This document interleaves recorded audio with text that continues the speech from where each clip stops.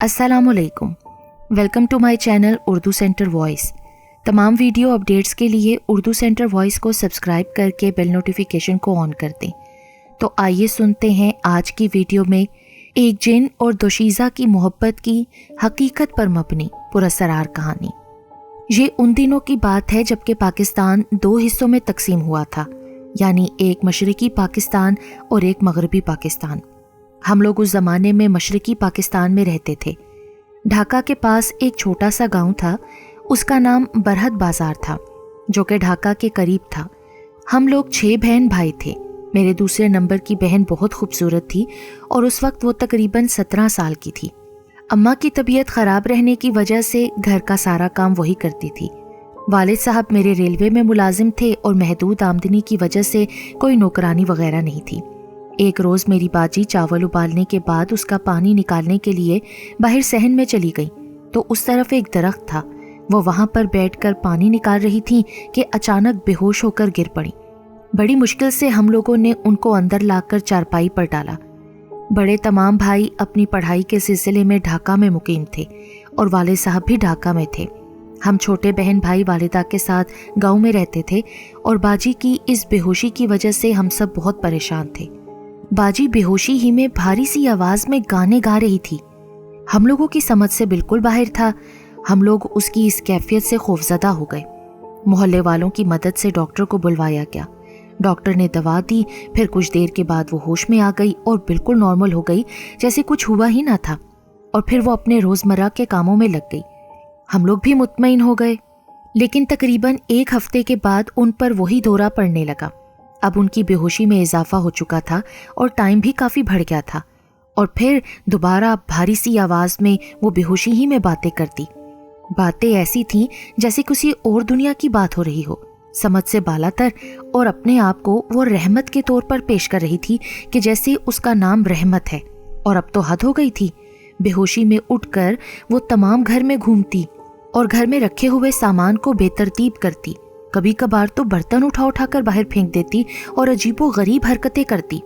अगर उसे पकड़ने की कोशिश करो तो वो इतनी ताकतवर हो जाती कि बड़े बड़े मर्द भी नाकाम हो जाते।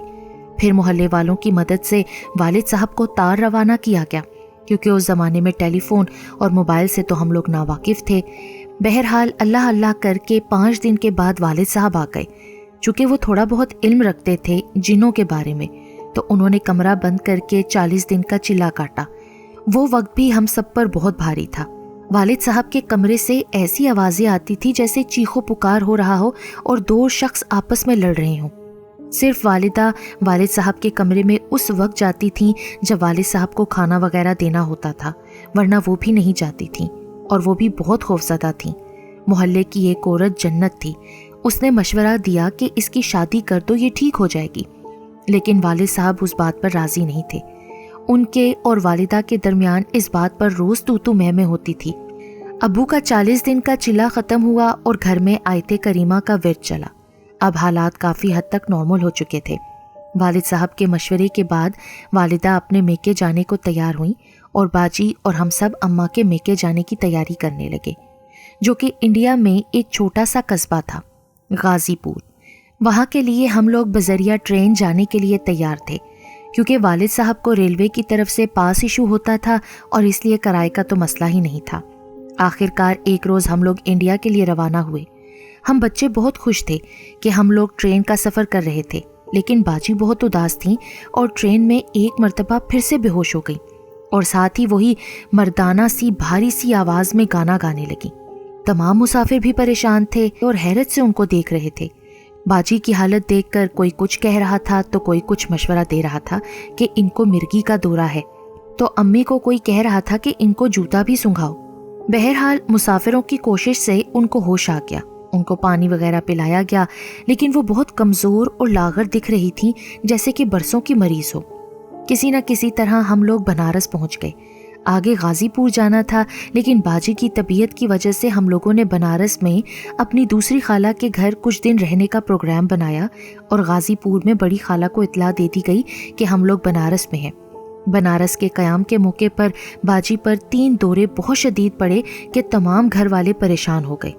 दूसरी तरफ शदीद बारिश हो रही थी ڈاکٹر تک کے پاس جانا مشکل تھا، اس لیے میرے خالو نے ایک ہندو پنڈت کی مدد لی اور ان سے درخواست کی کہ آ کر باجی کو دیکھ لیں، لیکن اس نے بھی دوسرے دن کا وقت دیا۔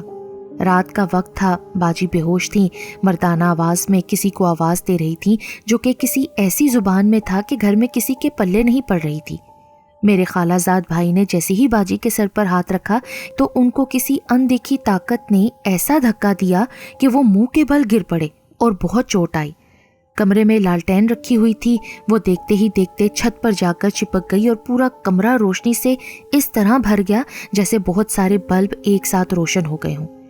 ہم سب بچے خوف سے چلانے لگے اور بڑے قرآن پاک کی تلاوت میں لگے رہے۔ آدھے گھنٹے کے بعد لالٹین بھی زمین پر آ گئی اور کمرہ بھی روشنی سے محروم ہو گیا اور ایک زوردار آواز آئی کہ اگر کسی نے ہم دونوں کے راستے میں آنے کی کوشش کی تو سب کو ملیا میٹ کر دوں گا۔ اب تو والدہ کے ساتھ پورا خاندان پریشان ہو گیا اور ساتھ ہی سب کو اس بات کا بھی یقین آ گیا تھا کہ یہ کوئی رحمت نامی جن ہے جو باجی کے ساتھ چمٹ گیا ہے۔ بڑی خالہ نے کہا کہ فوراً اس کو غازی پور لے آؤ، یہاں ایک عامل ہے، اس کو دکھاتے ہیں، شاید کوئی حل نکل آئے۔ مگر باجی سفر کے قابل نہیں تھی، بار بار ان کو دورے پڑ رہے تھے۔ اچانک باجی اپنی چارپائی سے اٹھ کر بھاگتی ہوئی لان میں چلی گئی جو کہ مکمل طور پر اندھیرے میں ڈوبا ہوا تھا، لیکن کبھی کبھی بجلی کی چمکنے سے اور بادل کے گرجنے سے اجالا ہو جاتا تھا۔ گھر میں کسی کی ہمت نہیں تھی کہ ان کو پکڑ سکے، اور وہاں پر ایک بڑا سا جھولا پڑا تھا، اس پر بیٹھ کر وہ تیز تیز جھولنے لگی۔ تقریباً 1 گھنٹے کے بعد وہ خود ہی اندر آ کر چارپائی پر لیٹ گئی، مگر حیرت ناک بات یہ تھی کہ ان کے کپڑے بارش میں بالکل بھی گیلے نہیں ہوئے تھے۔ وہ رات بڑی کٹھن تھی، تمام گھر والوں نے جاگ کر گزاری۔ دوسرے دن صبح 8 بجے کے قریب وہ ہندو پنڈت آ گیا اور جب اس نے باجی کو دیکھا تو منہ میں کچھ بدبداتا رہا اور تھوڑی دیر کے بعد اس نے خالو سے کہا کہ یہ معاملہ بہت خراب ہے، اس بچی پر جن کا سایہ ہے، لیکن چونکہ جن مسلمان ہے، میں ہندو ہوں، اس لیے میں اس کا مقابلہ نہیں کر سکتا۔ وہ پنڈت معذرت کر کے چلا گیا۔ پھر سب بڑوں نے مل کر یہ طے کیا کہ غازی پور چلنا چاہیے۔ فوری طور پر ایک پورا ڈبہ بک کروایا گیا تاکہ دوسرے مسافروں کو تکلیف نہ ہو۔ ہم سب اس ڈبے میں بیٹھ کر غازی پور کے لیے روانہ ہو گئے۔ باجی دیکھنے میں تو بالکل نارمل لگ رہی تھی، لیکن جب ٹرین اپنی پوری رفتار کے ساتھ جا رہی تھی تو اچانک باجی نے اٹھ کر زنجیر کھینچ دی اور ٹرین رک گئی۔ پھر اس کے عوض ہم سب کو جرمانہ دینا پڑا۔ یہ کئی مرتبہ ہوا تو ریلوے حکام نے آخری وارننگ دے دی کہ اب اگر ایسا ہوگا تو آپ لوگوں کو ٹرین سے اترنا پڑے گا۔ اب زنجیر کے پاس گھر والوں نے 2 خالہ زاد بھائیوں کو کھڑا کر دیا۔ بڑی مشکلوں سے باجی کو قابو کر کے ہم لوگ غازی پور پہنچ گئے اور خالہ کے گھر قیام کیا۔ میرے ایک خالہ زاد بھائی جن کا نام فیاض تھا، وہ بڑی خالہ کے لڑکے تھے۔ ان کو پتہ نہیں کیسے باجی پسند آ گئی، انہوں نے باجی سے شادی کرنے کی ضد بنا لی۔ والدہ نے بہت سمجھایا مگر وہ بضد تھے۔ خالہ نے کہا کہ پہلے عامل کو بلوا کر دیکھتے ہیں، شادی وغیرہ کی بات بعد میں ہوگی۔ پھر عامل بابا کو بلوایا گیا۔ عامل بابا کے آنے کے بعد باجی بے ہوش ہو گئی اور عامل بابا نے جب ان سے پوچھا کہ آپ کا کیا نام ہے تو باجی بے ہوشگی ہی میں بھاری مردانہ آواز میں بولنے لگ پڑی، میرا نام رحمت ہے، اور اگر تو سچا مسلمان ہے نا تو ابھی اور اسی وقت یہاں سے چلا جا۔ میں تو چلا جاؤں گا، مگر تو اس لڑکی کے ساتھ کیوں ایسے کر رہا ہے؟ میں ایک مسلمان جن ہوں، اس لڑکی پر عاشق ہوں، اس لیے تمہارا کوئی وار میرے اوپر اثر نہیں کرے گا۔ اگر تم مسلمان جین ہو تو اس کو اس قدر تکلیف کیوں دیتے ہو؟ میں تو اس کو کوئی تکلیف نہیں دیتا، بلکہ اس کے گھر والے اس کو پریشان کرتے ہیں، کیونکہ اگر اس کی شادی کر دی تو میری ذمہ داری ختم ہو جائے گی اور پھر یہ سخت مشکل میں پڑ جائے گی، کیونکہ میرے پورے خاندان نے اس کو پسند کر لیا ہے میرے لیے۔ عامل بابا کہنے لگے، تمہیں معلوم ہونا چاہیے کہ جن اور انسان کا ملاپ نہیں ہو سکتا۔ تو جن نے جواب دیا، حضرت سلیمان کی قسم، یہ ہمیشہ میرے ساتھ رہے گی، تو اپنی بکواس بند کر، یہ میری ہے اور میں اس کو کسی کا نہیں ہونے دوں گا۔ پھر عامل بابا نے کچھ پڑھ کر باجی پر پھونکا تو باجی چارپائی سے 6 فٹ اچھل کر کھڑی ہو گئی اور عامل بابا کو ایسی لات پڑی کہ وہ صحن میں منہ کے بل گر پڑے۔ پھر عامل بابا ایسے بھاگے کہ ان کو جیسے اپنی موت نظر آ گئی، لیکن دوسری طرف میرے خالہ زاد بھائی فیاض باجی سے ہر حالت میں شادی کرنا چاہتے تھے۔ اس کے لیے والد صاحب کو خط لکھا گیا، انہوں نے بھی سختی سے شادی سے انکار کر دیا، لیکن خالہ اور اماں کی ملی بھگت سے یہ طے پایا کہ اگر شادی کر دی جائے تو ہو سکتا ہے معاملات ٹھیک ہو جائیں، اور پھر 1 ہفتے کے بعد کی تاریخ طے ہو گئی۔ جس دن میری باجی کا نکاح ہونا تھا اس دن گھر کی یہ حالت ہو گئی کہ گھر کے تمام برتن خود بخود ہوا میں اڑتے ہوئے صحن میں جمع ہونا شروع ہو گئے۔ مٹی کے تیل کی پورے گھر میں بارش ہو گئی، یعنی ہر کمرے میں اور صحن میں مٹی کا تیل پڑا ہوا تھا۔ اس حالت کو دیکھتے ہوئے ایک مرتبہ پھر سوچ اور غور ہونے لگی کہ شاید شادی کرنا ٹھیک ہے یا نہیں۔ اس موقع پر ہمارے خالو میاں اڑ گئے اور ان کو اپنے بیٹے کی شادی کرنا تھی، سو انہوں نے تمام گھر کی صفائی کروا دی اور کہا کہ آج شام کو ہی نکاح ہوگا۔ اور شام تک باجی کا یہ حال تھا کہ ان کو 1 منٹ کے لیے بھی ہوش نہیں آ رہا تھا۔ خدا خدا کر کے شام ہوئی تو گھر میں ایک اور قیامت آ گئی۔ اچانک خالو میاں جو اچھے بھلے تھے ان کا انتقال ہو گیا۔ پورا گھر ماتم کدہ بن گیا اور نکاح کی بات تو ویسے ہی ختم ہو گئی۔ پھر انتقال کے 3 دن کے بعد فیاض بھائی کا ایک کار ایکسیڈنٹ ہو گیا اور ان کی ٹانگ میں فریکچر ہو گیا۔ اسی اثنا میں میرے والد صاحب نے کراچی سعود آباد میں گھر خرید لیا تھا۔ ہم لوگوں کے پاسپورٹ کی تاریخ بھی ختم ہو رہی تھی تو پھر میرے والد صاحب نے ہم لوگوں سے کراچی آنے کا کہہ دیا۔ اب باجی کی طبیعت بھی کافی حد تک بہتر ہو گئی تھی۔ ہم لوگوں کو گھر میں شفٹ ہوئے 1 ماہ کے قریب ہوا تھا کہ ایک دن اچانک باجی پر ایسا دورہ پڑا کہ وہ مسلسل 3 دن بے ہوش رہیں۔ اب کوئی ڈاکٹر، کوئی فقیر، کوئی حکیم کچھ بھی نہیں کر سکتا تھا۔ سب بے بس نظر آ رہے تھے۔ 2 ماہ کے بعد خالہ اماں بیمہ اپنے بچوں کے ہمارے گھر آ گئیں۔ ان لوگوں کی آمد سے ہم بچے بہت خوش تھے اور تمام بھائی بہن اور کزنز مل کر کھیلتے تھے۔ کبھی کبھی تو باجی بھی ہم لوگوں کے کھیل میں شامل ہو جاتی تھیں۔ ایک دن کھیلتے کھیلتے باجی نے ہم سب کو 1 روپیہ دیا اور کہا کہ فیاض بھائی سو رہے ہیں، تم لوگ جا کر ان کا بدن دبا دو کیونکہ ان کے بدن میں درد ہو رہا ہے، میں تم لوگوں پر نظر رکھتی ہوں۔ ہم لوگ روپے کی خوشی میں جا کر تمام کزنز اور بھائی بہن ان کے اوپر کودنے لگے اور باجی ہاتھ کے اشارے سے ہم لوگوں کو اوپر لے کر جاتی تھی اور ہم لوگ 5-5 فٹ اوپر جا کر ان پر گرتے تھے۔ شام کو پتہ چلا کہ فیاض بھائی کا انتقال ہو گیا ہے۔ ہم بچے تھے، ہم لوگوں کو اس وقت سمجھ نہیں آیا کہ ہم لوگوں نے اتنی خدمت کی، اس کے باوجود وہ مر کیسے گئے۔ شام کو ان کی اور باجی کی منگنی ہونی تھی تو عجیب صورتحال ہو گئی۔ پھر دوبارہ پورے گھر میں کوہرام مچ گیا کہ یہ کیسے ہوا۔ دبے لفظوں میں یہ بھی سننے کو ملا کہ یہ اسی رحمت جن کی کارستانی ہے۔ بہرحال پھر اللہ کی رضا سمجھ کر سب نے ہتھیار ڈال دیے اور عشاء کی نماز کے بعد ان کو کھوکھر اپار کے قبرستان میں سپرد خاک کر دیا گیا۔ خالہ اب 1 منٹ بھی اس گھر میں نہیں رہنا چاہتی تھیں۔ وہ اماں سے واپس جانے کی ضد کرنے لگی۔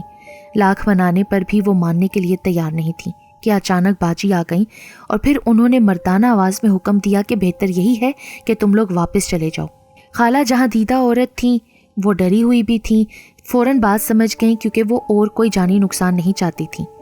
وہ انڈیا کے لیے آخر کار روانہ ہو گئیں۔ ان لوگوں کے جانے کے بعد سب کچھ نارمل ہو گیا اور یہ کئی مہینے نارمل رہا۔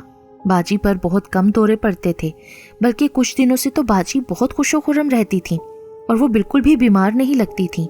وقت اپنی پوری رفتار سے بھاگ رہا تھا۔ 2 ماہ کے بعد باجی کے پاس بہت سارے نئے کپڑے، میک اپ، قیمتی گہنے، یہ چیزیں آ گئیں۔ وہ ان کپڑوں کو پہنتی، گہنے پہنتی، میک اپ کرتی، خوشی خوشی سب کے لیے کھانے بھی تیار کرتی۔ لیکن میری اماں بہت خوفزدہ تھیں۔ وہ یہ پوچھنے کی جرت نہیں کر پا رہی تھیں کہ یہ کپڑے، میک اپ، مہنگے گہنے یہ کہاں سے آ رہے ہیں، کیونکہ اماں کو یقین تھا کہ یہ رحمت جن کا ہی کارنامہ ہے۔ خیر ایک دن اماں نے ڈرتے ڈرتے باجی سے کہہ ہی دیا، تم آج کل سہاگن کی طرح سے رہتی ہو، یہ کپڑے وغیرہ کہاں سے آ رہے ہیں؟